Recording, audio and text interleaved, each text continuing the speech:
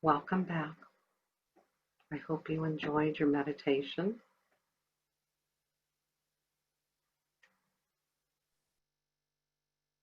It is now time for our scripture reading.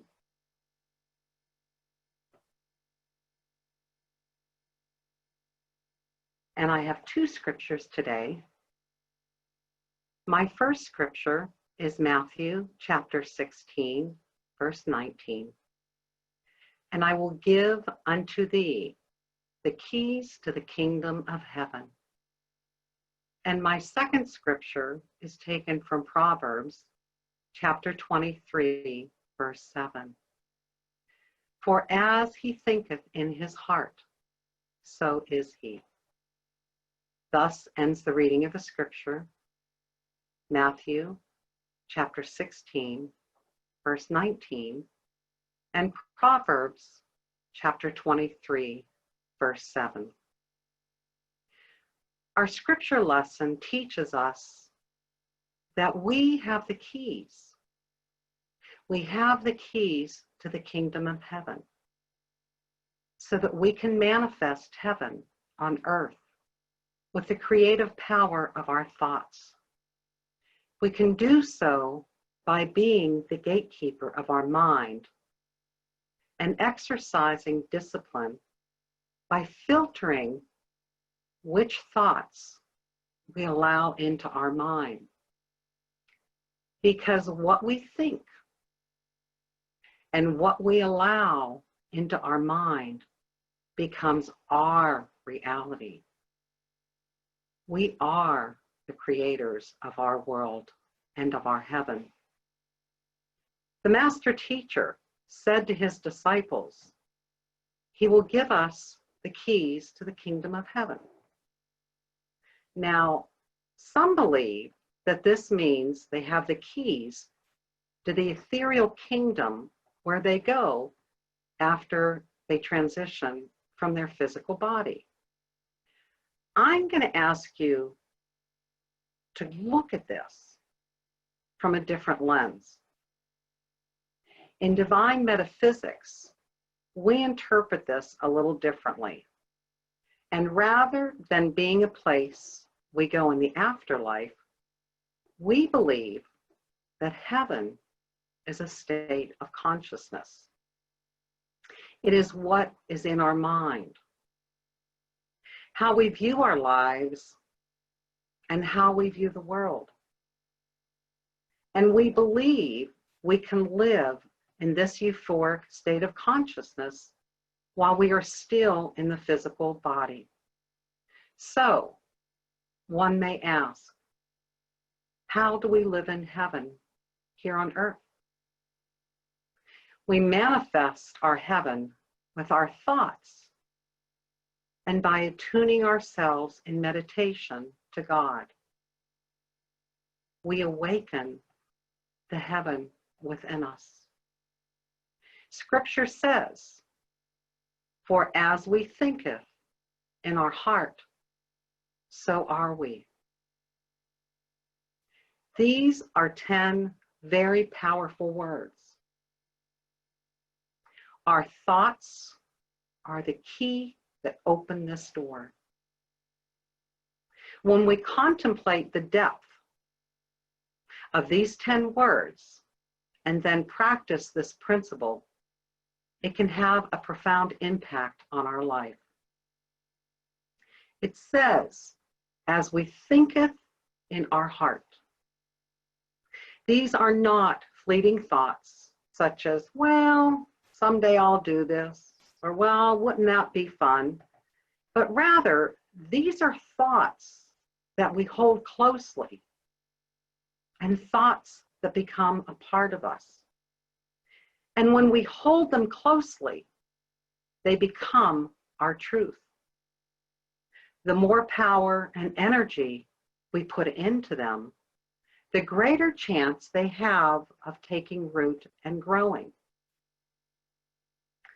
Our thoughts create our world, and we have the ability to create whatever our heart desires.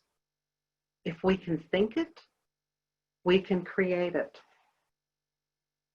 We learn through the law of attraction that what we think is what we shall attract. So if you think of it, our thoughts are like little magnets, and they attract to us whatever we need to manifest our intentions. When we come to this understanding, it is really quite liberating. It's liberating to realize we are not waiting for something or someone to bring us our happiness, but rather it's ours to realize. All we need to is think it. We can think that the glass is half full, or we can think that it is half empty. Or better yet, let's envision that our abundance is overflowing. God will provide all we need. It's ours for the asking. We can eat at this great banquet of life every day and fill our plates until they are overflowing. If you could have anything you wanted, and I mean anything, what would you choose? Now here's the tricky part. We want to be extremely mindful of what we think so we don't attract what we don't want. Our thoughts can be our best friend, or they can be our worst enemy. They can build us up, or they can tear us down.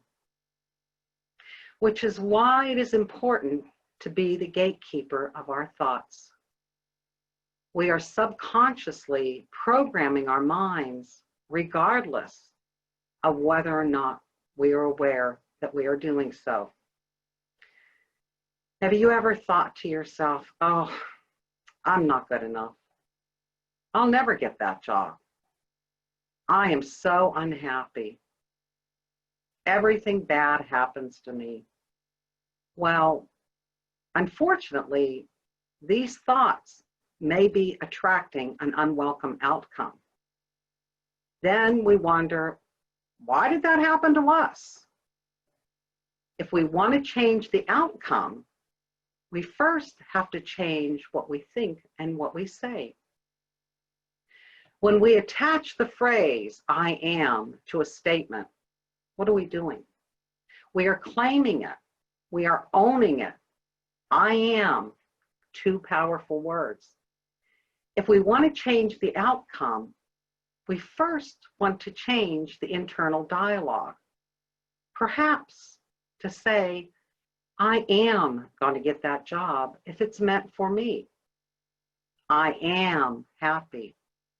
I am living a fulfilled life. Not only do these thoughts create our world, but they also have an imprint on our brain. Now, I'm going to take a moment and connect the dots with the science behind this. We had attended a spiritual retreat in Georgia, and I had the pleasure of listening to a guest speaker, Dr. Martin Wuttke. He studies the brain and also the effects of meditation on the brain. And he spoke about the power of the brain, and in particular, the importance of understanding neuroplasticity. Okay, so you're going to ask, what exactly is neuroplasticity? Well, it means that our brains are continually being reshaped by our thoughts. They're continually reshaped by what we think. For example, our brains are imprinted with what we watch on TV, what we read on the internet or in the newspaper, or what we listen to. And we are continually reshaping our brain. Dr. Wuttke said, have the profound expectation of what your life will bring you and your brain will set it up that way. Wow. Think it, expect it, and our brain will help us attain it. I'm going to repeat that. Think it, expect it, and our brain will help us attain it. Our brain will help us manifest what we think, which means we have a blank canvas to create whatever it is we desire. I remember when I was a kid and I didn't want to go to school that day, I would lay in bed in the morning and I would say, "Oh, Mommy, I'm so sick. I can't go to school today. I really think I need to stay home." And I would just lay in the bed and kind of repeat that for at least 10 minutes in the morning. So by the end of the day, guess what happened? I really was sick. And why? Because I manifested it. There was nothing wrong with me when it was time to get up and go to school. But I kept saying it over and over and over and over again and began to manifest it. You know, there's an old saying, be careful of what you ask for because you just might get it. What we think has a direct impact on our brain. Think of the brain as the little worker bee. It's the worker bee of our thoughts. And it's all ready, and it's just ready to help us manifest these creative ideas. So we want to be mindful what we think and what we want to filter and take in. It's just not who we allow into our lives, but it's also what we allow into our minds. Will we choose thoughts that manifest joy, a fulfilling life, and prosperity? Or will we choose thoughts that attract unhappiness and lack? Ask the gatekeeper. If our thoughts aren't pleasing, we have the free will to not accept them.